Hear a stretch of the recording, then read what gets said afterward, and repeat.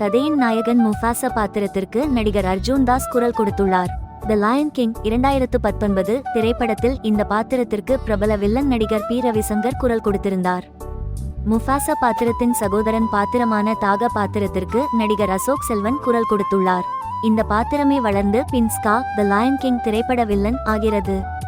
தி line king 2019 திரைப்படத்தின் villain பாத்திரம், அதாவது முஃபாசா வின் அரசன் பதவிக்கு ஆசைப்படும் சகோதரன் ஸ்கா பாத்திரத்திற்கு நடிகர் அரவிந்த் சுவாமி குரல் கொடுத்திருந்தார். இத்திரைப்படத்தின் ஒரு சில காட்சிகள் முஃபாசா தி லயன் கிங் 2024 இல் இடம்பெறும் என எதிர்பார்க்கப்படுகிறது. முஃபாசா தி லயன் கிங் 2024 இல் சிங்கம் கூட்டத்தின் வலிமைமிக்க தலைவராக கருதப்படும் கீரோன்ஸ் பாத்திரத்திற்கு கோலிவுட்டின் முன்னணி நடிகர் நாசர் குரல் கொடுத்துள்ளார்.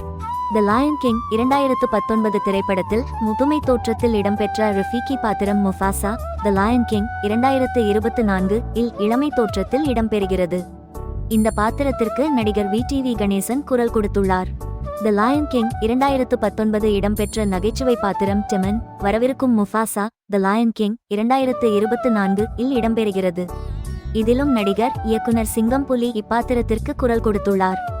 டிமன் பாத்திரத்தின் நண்பன் பாத்திரமான பமா பாத்திரத்திற்கு மீண்டும் குரல் கொடுத்துள்ளார் ரோபோ சங்கர்.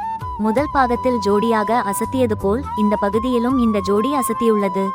முன்னதாக கடந்த 2019 இல் வெளியான தி லயன் கிங் இடம்பெற்ற சிம்பா பாத்திரம் முஃபாசா வின் மகன் இத்திரைப்படத்திலும் குழந்தை பருவ பாத்திரமாக இடம்பெறுகிறது. தி லயன் கிங் திரைப்படத்தில் நடிகர் சித்தார்த் இப்பாத்திரத்திற்கு குரல் கொடுத்திருந்தார்.